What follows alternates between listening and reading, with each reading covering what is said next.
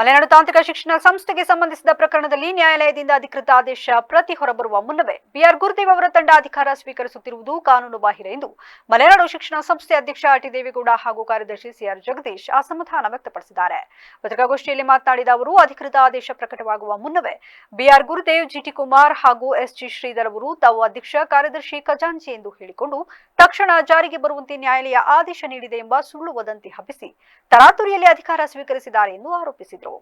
ನ್ಯಾಯಾಲಯದಲ್ಲಿ ನಮ್ಮ ಪರ ವಕೀಲರು ಆಡಳಿತ ಮಂಡಳಿ ಬಗ್ಗೆ ಪ್ರಶ್ನಿಸಿದಾಗ ನ್ಯಾಯಾಧೀಶರು ನನ್ನ ಆದೇಶ ಹೊರಬರುವವರೆಗೂ ಆಡಳಿತ ಮಂಡಳಿಯಲ್ಲಿ ಯಾವುದೇ ಬದಲಾವಣೆ ಇಲ್ಲ ಎಂದು ಸ್ಪಷ್ಟವಾಗಿ ಹೇಳಿದ್ದಾರೆ. ಆದರೂ ನ್ಯಾಯಾಧೀಶರ ಆದೇಶ ಉಲ್ಲಂಘಿಸಲಾಗಿದೆ ಎಂದರು. ಸಂಸ್ಥೆ ವ್ಯಾಪ್ತಿಯ ಕಾಲೇಜುಗಳಿಗೆ ಭೇಟಿ ನೀಡಿ ತಾವೇ ಅಧಿಕಾರ ವಹಿಸಿಕೊಂಡಿರುವುದಾಗಿ ಪತ್ರ ನೀಡಿದ್ದಾರೆ. ಅಲ್ಲದೆ ಸಂಸ್ಥೆಯ ಬ್ಯಾಂಕ್ ಖಾತೆಗಳ ಮುಂದಿನ ಹಣಕಾಸು ವ್ಯವಹಾರಗಳಿಗೆ ತಮ್ಮ ಸಹಿಯನ್ನೇ ಬಳಸಬೇಕೆಂದು ನೋಟಿಸ್ ನೀಡಿದ್ದಾರೆ ಎಂದು ದೂರಿದರು. ನ್ಯಾಯಾಲಯದ ಮುಂದೆ ಎಲ್ಲರೂ ಸಮಾನರು. ನಮ್ಮ ವಿರುದ್ಧ ತೀರ್ಪು ಬಂದಿದ್ದರೆ ಅದನ್ನು ಗೌರವಿಸಿ ಅಧಿಕಾರ ಹಸ್ತಾಂತರಿಸಲು ಸಿದ್ಧ.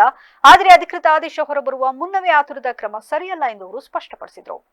ಕಳೆದ ಗುರುವಾರ ಬೆಳಗ್ಗೆ ಆಡಳಿತ ಮಂಡಳಿ ಕಚೇರಿಗೆ ಬಂದ ಗುರುದೇವ್ ಹಾಗೂ ಬೋನಹಳ್ಳಿ ಶ್ರೀನಿವಾಸ್ ಅವರು ಕಚೇರಿ ಬೀಗದ ಕೀಲಿಗಳನ್ನು ಬಲವಂತವಾಗಿ ತೆಗೆದುಕೊಂಡು ಹೋಗಿದ್ದಾರೆ. ಈ ಸಂಬಂಧ ಪೊಲೀಸರಿಗೆ ದೂರು ನೀಡಲಾಗಿದ್ದು ಪ್ರಕರಣ ದಾಖಲಾಗಿದೆ ಎಂದು ತಿಳಿಸಿದರು. ಸಂಸ್ಥೆಯ ವಿವಿಧ ಘಟಕಗಳಲ್ಲಿ ಅನಗತ್ಯ ಗೊಂದಲ ಸೃಷ್ಟಿಸಲಾಗುತ್ತಿದೆ. 2 ತಿಂಗಳಿಗೂ ಹೆಚ್ಚು ಕಾಲ ತೀರ್ಪಿಗಾಗಿ ಕಾಯಲಾಗಿದ್ದು ಅಧಿಕೃತ ಆದೇಶ ಪ್ರತಿ 2-3 ದಿನಗಳಲ್ಲಿ ವೆಬ್ಸೈಟ್ನಲ್ಲಿ ಲಭ್ಯವಾಗುವ ಸಾಧ್ಯತೆ ಇದೆ ಎಂದರು. ಆದೇಶ ಬಂದ ಕೂಡಲೇ ಕಾನೂನಿನ ಪ್ರಕಾರ ಅಧಿಕಾರ ಹಸ್ತಾಂತರಿಸುತ್ತೇವೆ ಎಂದು ಅವರು ಹೇಳಿದರು. ಈ ಕುರಿತು ಹೈಕೋರ್ಟ್ ಮುಖ್ಯ ನ್ಯಾಯಮೂರ್ತಿ ಹಾಗೂ ಜಿಲ್ಲಾ ಪೊಲೀಸ್ ವರಿಷ್ಠಾಧಿಕಾರಿಗಳಿಗೆ ದೂರು ನೀಡಲಾಗುವುದು ಎಂದು ತಿಳಿಸಿದರು. ಪತ್ರಿಕಾಗೋಷ್ಠಿಯಲ್ಲಿ ಸಂಸ್ಥೆ ನಿರ್ದೇಶಕರಾದ ಜಿಎಲ್ ಮುದ್ದೇಗೌಡ, ನಾಗರಾಜ್, ಸುರೇಶ್, ಪಾರ್ಶ್ವನಾಥ್ ಹಾಜರಿದ್ದರು. Ravishankar allowed. Both petitions allowed. And set aside. Take it, sir. Don't worry, sir. By the time my order comes out, after my order comes out, then you file an IA. Sir, corrections. Please. It will take time. After that, will be in the vacation. I will not state. I will not do anything. Once my order comes out, once you receive the order copy, once it's uploaded, then you file an IA.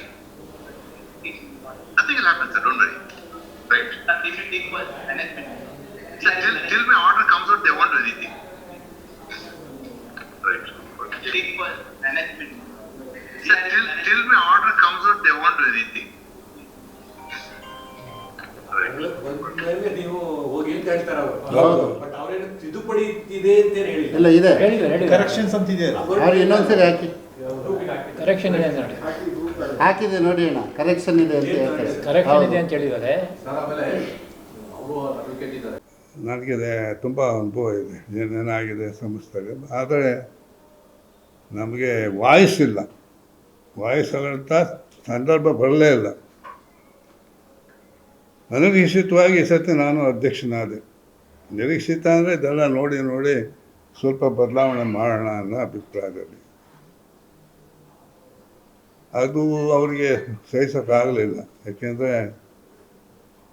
ಕಾರಣ ನಾವು ಮಾಡ್ತಕ್ಕಂಥ ಆಡಳಿತದ ವೈಖರಿಯನ್ನು ನೋಡಿ ಅವರಿಗೆ ಸಹಿಸೋಕ್ಕಾಗಲಿಲ್ಲ. ಅದರ ಮೇಲೆ ನಮ್ಮ ಮೇಲೆ ಅವಿಶ್ವಾಸವನ್ನು ಸೆಪ್ಟೆಂಬರ್ನಲ್ಲಿ ತಂದರು. ಅಲ್ಲಿವರೆಗೂ ನಮ್ಮ ಹತ್ರ ಚೆನ್ನಾಗಿದ್ದರು, ಎಲ್ಲ ಗುರುದೇವನ ಪಾರ್ಟಿ ಎಲ್ಲ ನಮ್ಮ ಹತ್ರ ಚೆನ್ನಾಗೇ ಇದ್ದರು. ಅವರ ಆಶಾಕಾಂಕ್ಷೆಗಳಿಗೆ ನಾವು ತಡೆ ಒಡ್ಡಿದ್ರಿಂದ ಅವರು ನಮ್ಮನ್ನು ತೆಗಿಬೇಕು ಅನ್ನೋ ಒಂದು ಅಭಿಪ್ರಾಯ ಬಂತು.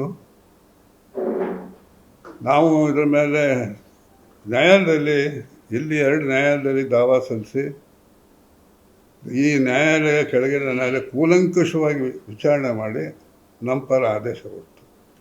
ಅದರ ಮೇಲೆ ಹೈಕೋರ್ಟ್ಗೆ ಅವರು ಅನಧಿಕೃತವಾಗಿ ಬೀಗಗಳನ್ನು ಒಡೆದು ಒಳಗಡೆ ಸೇರಿ ನಾವು ಚಾರ್ಜ್ ತಗೋತಾ ಇದ್ದೀವಿ, ನಾವು ಚುನಾಯಿತ ಪ್ರತಿನಿಧಿಗಳಿಗಾಗಿ ಆಯ್ಕೆ ಆಗಿರೋ ಅಂಥವ್ರು, ಅವರು ಎಲ್ಲೇ ಆಗಲಿ ಅಥವಾ ಸರ್ಕಾರವೇ ಆಗಲಿ, DRA ಆಗಲಿ, ರಿಜಿಸ್ಟ್ರಾರೇ ಆಗಲಿ ನೇಮಕ ಮಾಡಿಲ್ಲ, ಅವರನ್ನು ಯಾರೂ ಆಯ್ಕೆ ಮಾಡಿಲ್ಲ. ಅವರು ಏಕಾಏಕಿ ನಾನೇ ಅಧ್ಯಕ್ಷ ಅಂತೇಳಿ ಅನಧಿಕೃತವಾಗಿ ಕೂರಲಿಕ್ಕೆ ನಾವು ಬಿಡೋದಿಲ್ಲ. ಯಾವುದೇ ಕಾರಣಕ್ಕೂ ಕೋರ್ಟಿನ ಆದೇಶ ಸಂಪೂರ್ಣ ಪ್ರತಿ ನಮ್ಮ ಕೈ ಸೇರೋವರೆಗೂ ಅಧಿಕಾರ ನಮ್ಮ ಚುನಾಯಿತ ಪ್ರತಿನಿಧಿಗಳು ಏನಿದ್ದೇವೆ ಅದು ನಮ್ಮ ಕೈಲೇ ಇರ್ತದೆ. ಸಾರ್ವಜನಿಕವಾಗಿ ಅವರು ಗೊಂದಲವನ್ನು ಸೃಷ್ಟಿ ಮಾಡಬಾರ್ದು. ನಾವು ಅವರಿಗೆ ಆತ್ಮಗೌರವವಾಗಿ ಸಂತೋಷವಾಗಿ ನಾವು ಅಧಿಕಾರವನ್ನು ಅವರಿಗೆ ಬಿಟ್ಕೊಡ್ತೀವಿ.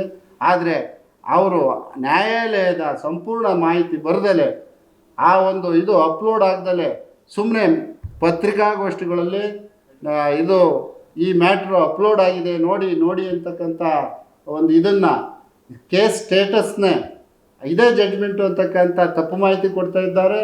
ಇದು ಶುದ್ಧ ಸುಳ್ಳು. ಯಾವುದೇ ಒಂದು ಕೋರ್ಟು ಈ ಥರ 40 ಪೇಜು 50 ಪೇಜು ಜಡ್ಜ್ಮೆಂಟ್ಗಳನ್ನ ಕೆಲವು ನಿರ್ದೇಶಗಳನ್ನ ನೀಡಿ ಅವರಿಗೆ ಕೊಡ್ಬೋದು. ಅಥವಾ ಈ ಏನು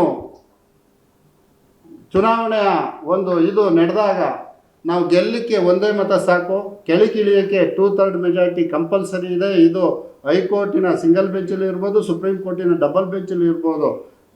ಇವು ಜಡ್ಜ್ಮೆಂಟ್ ಆಗಿರ್ತಕ್ಕಂಥ ಸೈಟೇಷನ್ಗಳನ್ನ ನಾವು 18 ಸೈಟೇಷನ್ಗಳನ್ನ ಹಾಕಿದ್ದೀವಿ. ಆ ಒಂದು ಕಾರಣದಲ್ಲೇ ಅವರು ನಮಗೆ 2/3 ಮೆಜಾರಿಟಿಯನ್ನು ನೀವು ಪ್ರೂವ್ ಮಾಡ್ಕೊಬನ್ನಿ ಅಂತೇಳಿ ಕೋರ್ಟ್ ಕಮಿಷನರ್ ನೇಮಕ ಮಾಡಿ ಕಾಲೇಜಿಗೆ ಕಳಿಸ್ತಂಥ ಸಂದರ್ಭದಲ್ಲಿ ಅವರಿಗೆ 2/3 ಮೆಜಾರಿಟಿ ಸಿಕ್ಕಿರೋದಿಲ್ಲ. ಆ ಒಂದು ಕಾರಣದಿಂದಲೇ ಈ ಜಡ್ಜು ನಮಗೆ ಈ ರೀತಿ ಹೇಳಿರ್ಬೋದು, ನನ್ನ ಆದೇಶ ಹೊರಬಂದ ಮೇಲೆ ನೀವು ನೋಡಿ ಆಲೋಚನೆ ಮಾಡಿ ಮುಂದುವರಿರಿ ಅಂತ. ಅದಕ್ಕೆ ನಾವು ಈ ಕೋರ್ಟಿನ ಆದೇಶ ಸಂಪೂರ್ಣವಾಗಿ ಹೊರಬರುವವರೆಗೂ ಅವರು ತಾಳ್ಮೆ ವಹಿಸಲಿಕ್ಕೆ ಅವ್ರಿಗೆ ಏನು ಕಷ್ಟ ಅಂತಕ್ಕಂಥದ್ದು ನಮ್ಮ ಪ್ರಶ್ನೆ.